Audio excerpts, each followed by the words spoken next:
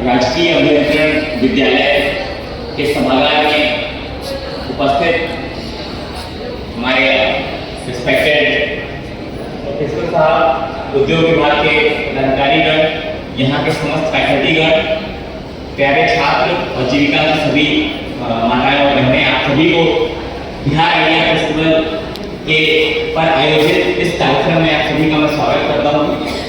उद्योग विभाग बिहार सरकार बिहार स्टार्टअप ट्रस्ट के द्वारा स्टार्टअप बिहार जो मुहिम चलाई जा रही है वह एक बहुत अहम दौर पर पहुंच गई है।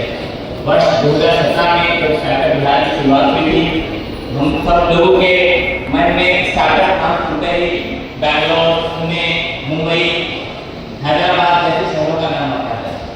बिहार के युवा बिहार के आइडियाज को एक पकड़ देने के लिए बिहार सरकार ने बिहार स्टार्टअप फंड प्लस और स्टार्टअप बिहार स्कीम को लॉन्च किया था।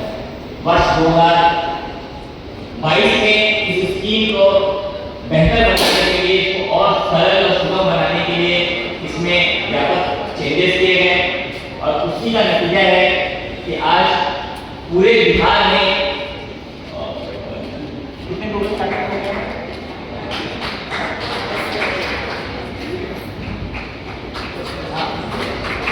जब मैं लास्ट टाइम उद्योग विभाग में छोड़ के आया था उस समय लगभग ये संख्या 4 से 5 हज़ार थी, लेकिन अभी पिछले एक वर्ष में ये संख्या मुझे अभी जस्ट अपडेट मिला 10,000 की पार कर चुकी है। 10,000 लोगों को 10 लाख रुपए की राशि अपने आइडियाज को, अपने विचारों को, अपने सपनों को साकार करने के लिए सहायता राशि के रूप में दी गई है।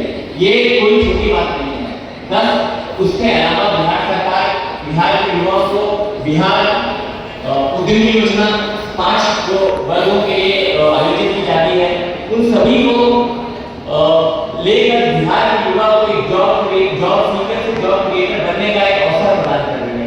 या जॉब करने में कहीं कोई बुराई नहीं है जॉब, लेकिन जब आप न केवल स्वयं बल्कि आप अन्य 4 लोगों को, अन्य 10 लोगों को, अन्य 100 लोगों को आप रोजगार उपलब्ध कराते हैं तो आपका जो योगदान है समाज में वो कई गुना बढ़ जाता है।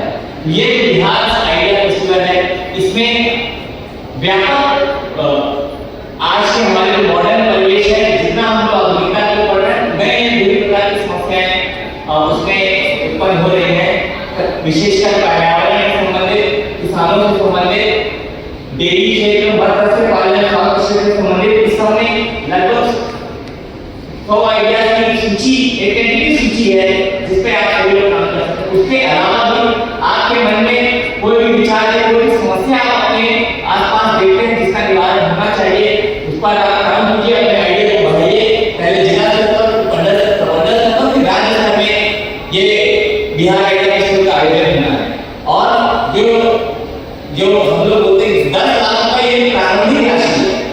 10 लाख रुपए आपके आइडिया को शुरू करने की राशि है। बिहार स्टार्टअप फंड से आप 1 करोड़ रुपए की राशि में स्टार्टअप के लिए प्राप्त कर सकते हैं। 1 करोड़ की राशि अगर आपके आइडिया प्रोवन है, आपका आइडिया इफेक्टिव है, आपके आइडिया में मार्केट पोटेंशियल है, 10 लाख रुपए तो एक बीज है। तो बीज के बाद matching grant, alternative investment fund के माध्यम से सीड फंड, ये जो स्टार्टअप फंड होते हैं 0% ब्याज दर पर 10 साल का सॉफ्ट लोन होता है। उसके बाद 5% पर 15 लाख का सीड फंड होता है और उसके बाद 50 लाख रुपए का मैचिंग ग्रांट बिहार सरकार द्वारा जाता है। इसके अलावा न केवल आर्थिक सहायता, आपके आइडिया को पॉलिश करने के लिए, आपके आइडिया को मार्केट में ले जाने के लिए, आपके आइडिया के प्रोडक्ट को बनाने के लिए, इसमें भी बिहार स्टार्टअप और उद्योग विभाग आपका सहयोग करता है। माननीय उद्योग मंत्री श्री नीतीश मिश्रा जी, इससे पूर्व मेरा प्रस्तावक उद्योग विभाग में था, उनके साथ में कार्य करने का अवसर मिला। वह बिहार के माननीय मुख्यमंत्री जी के दिशा निर्देश पर बिहार के युवाओं को के सपनों को उड़ान देने के लिए तत्पर रहते हैं। और जब ये बिहार आइडिया फेस्टिवल अभी इसकी एक चर्चा, एक आइडिया था, उन्होंने मेरे साथ चर्चा किया था, हम लोगों ने इसका प्रारंभिक ड्राफ्ट वगैरह बनाया था और जो आज ये कार्यक्रम आयोजन हो रहा है, ये इस मुहिम को सपोर्ट कर रहे हैं चंद्रगुप्त ऑनलाइन संस्थान, जो बिहार का नामी गिरामी संस्थान है, इंडिया के टॉप मैनेजमेंट कॉलेज में आता है। जिनका जो इस प्रकार का अपने सबसे बड़ा संगठन है वो इस मुहिम को सपोर्ट कर रहा है। आईआईटी पटना जो जो हमारे प्रमुख प्रौद्योगिकी के क्षेत्र में एक नाम है, उसके अलावा और भी संस्थाएं इस कार्य में सहयोग कर रही हैं। कुल 10,000 आइडियाज सेलेक्ट होने हैं। आप सभी में लगन है, इच्छा है, जरूर इस अवसर का फायदा उठाएं। हम लोग जिला प्रशासन में इतनी आम ऐसी समस्याओं से जूझते हैं और चाहते हैं कोई ऐसा कोई व्यक्ति आए, कोई ऐसा युवा आए जो हमको ये सॉल्यूशन करके आ दे। मैं कुछ अपने प्रशासनिक अनुभव से कुछ साझा करना चाहूंगा। जैसे कि हम लोग एक साथ बाढ़ और तूफान अभी शिवहर में दोनों के से एक साथ हम लोग जो वर्षापात अपना कम हुआ 70%, उसकी वजह से हम लोग जनता को जल संकट से राहत दिलाने में बहुत तरह की कार्रवाई कर रहे हैं। दूसरी तरफ थोड़ा सा भी बारिश होता है नेपाल में तो तुरंत बागमती का जलस्तर बढ़ जाता है। हम लोग कैसे बाढ़ से बचाएं, दोनों काम एक साथ करें। एक तरफ जल की कमी हो रही है यहाँ शिवहर में वर्षा नहीं होने की वजह से, और 100 किलोमीटर दूर नेपाल में वर्षा होने से हम लोगों के लिए बाढ़ का खतरा उत्पन्न हो जाता है। तो ये विरोधाभासी स्थिति है। जल इतना प्रचुर मात्रा में उपलब्ध होते हुए भी कुछ कठिनाई हम लोग महसूस कर रहे हैं। उसके अलावा किसान हमारे इतना मेहनत करके 3 माह 4 माह फसल उगाते हैं और एक ओलावृष्टि से उनका भारी नुकसान होता है। सरकार उनको सपोर्ट करती है, उनको क्षति मुआवजा देती है, लेकिन जो उत्पाद बेचकर मूल्य पाते वो उतना नहीं हो सकता है, उतना संभव नहीं है। और यदि पूरा वो मूल्य सुरक्षित रहता, मूल्य ह्रास नहीं होता तो वह उनकी आय में बहुत अधिक वृद्धि होगी। दूसरा, एक नए चैलेंजेस डिजिटल एज के साथ आ रहे हैं। हम सब लोग लगभग मोबाइल और इंटरनेट से जुड़ गए हैं। साइबर फ्रॉड एक बहुत बड़ा चैलेंज हो गया है। भोले भाले हमारे माताएं, बहनें, पिता, रिटायर्ड लोग ऐसे झांसों में फंस जा रहे हैं। क्या हम लोग कुछ इस प्रकार का एप्लीकेशन बना सकते हैं जो को अलर्ट करे कि ये संदेहास्पद है, इस पर कार्रवाई नहीं करें। हम लोग पढ़ते हैं कि पढ़े लिखे लोग, प्रोफेसर, प्रिंसिपल साहब के रैंक से रिटायर हुए लोग अपने पूरे जीवन की साइबर फ्रॉडस्टर्स के हाथ में दे देते हैं। भारत सरकार और इसका इस पे व्यापक प्रचार प्रसार कर रही है, लेकिन क्या ऐसी विधि हो सकती है कि ऐसे स्कैमर्स को, ऐसे उनको हम लोग उनकी गतिविधि से चिन्हित कर लें और उन पर ठोस कानूनी कार्रवाई करें जो किसी भी भोले भाले व्यक्ति का आर्थिक नुकसान नहीं करता है। उसके अलावा एक और छोटा सा प्रॉब्लम, हर जगह हम लोग पाइप बिछाते हैं और कहीं कोई गंदा पानी आने लगता है तो हमारे पास अभी वर्तमान में क्या विधि है कि लीकेज पता लगा कि हमको सड़क खोदना पड़ता है। वो वहां पे राशि की मतलब मजबूरी नहीं करना पड़ता है, लेकिन फिर भी वो एक वेस्टेज होता है। क्या हमारे छात्र कुछ ऐसा डिवाइस भी बना सकते हैं जिससे हम लोग लीकेज डिटेक्ट कर सकें और हम लोग सड़क को डैमेज करें, मिनिमम डैमेज करें और हम लोग तुरंत केंद्रित रूप से उसका मरम्मत कर सकें। उसके बाद अपशिष्ट प्रबंधन के संबंध में हम सब लोग आधुनिक जीवन में ढेर सारा अपशिष्ट जनरेट करते हैं और उसको हम लोग नहीं अगर डील करेंगे आने वाले 30 से 50 सालों में ये बहुत बड़ा चैलेंज होने वाला है।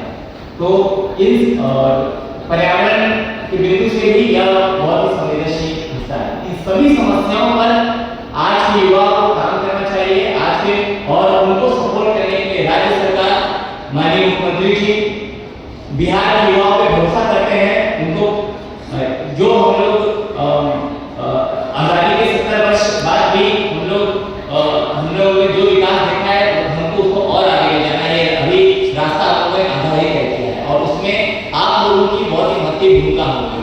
इस बिहार आइडिया फेस्टिवल में सम्मिलित होने वाले सभी प्रतिभागियों को बहुत बहुत शुभकामनाएं। निश्चित ही शिविर से 350 आइडियाज कलेक्ट हो गए हैं। निश्चित ही उन सबको पॉलिश किया जाएगा और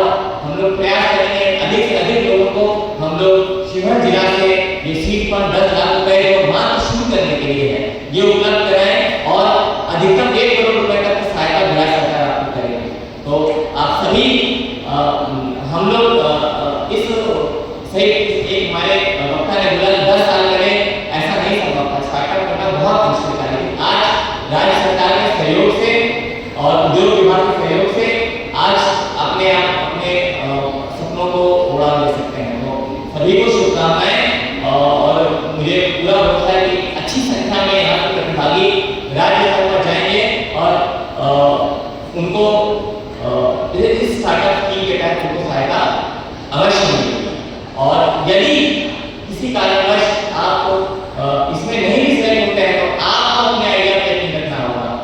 हो सकता है यहाँ पे कोई कमेटी होगी, कोई ज्यूरी होगी, हो सकता है उनको ना समझ में आए। एक समय ऐसा था किसी ने कहा था कि धातु का विमान उड़ेगा, सब लोग उस पर हंसते थे, कैसे कैसे संभव है, धातु तो हवा से बहुत भारी होता है, तो नहीं संभव है, सिर्फ गुब्बारे या हवा के बलून की मदद से उड़ाना संभव है। किसी ने नहीं सोचा था कि हम लोग रॉकेट के माध्यम से चंद्रमा और मंगल ग्रह पर यात्रा कर पाएंगे। अगर आप नहीं सिलेक्ट होते हैं तो भी आपको अपना प्रयास जारी रखना है। अगर उसमें देखिए कुछ एक्सपर्ट होते हैं उसमें, वो आपको जरूर कुछ फीडबैक देंगे कि आप किस फॉर्म में आए ये और अच्छा हो जाएगा, तो और दोबारा प्रयास करें। तो जो सेलेक्ट होते हैं उनको शुभकामनाएं, जो नहीं सेलेक्ट होते हैं वो उनके लिए भी आपका आइडिया किसी कंपनी ने नहीं सेलेक्ट किया तो उससे आपका आइडिया बेकार नहीं हो जाता है। अगर आप अपने आइडिया को तो लगातार काम करें और निश्चित ही आप लोग सफल होंगे। इस पूरे बिहार आइडिया फेस्टिवल के आयोजन के लिए हमारे जीसी साहब ने अपने इंस्टीट्यूट को बहुत इंस्टीट्यूट बनाया है, उनका विशेष रूप से धन्यवाद करता हूँ। और यहाँ फैकल्टी है जो स्टार्टअप फेलो को सपोर्ट कर रहे हैं और इंजीनियरिंग प्रॉब्लम में तो आपके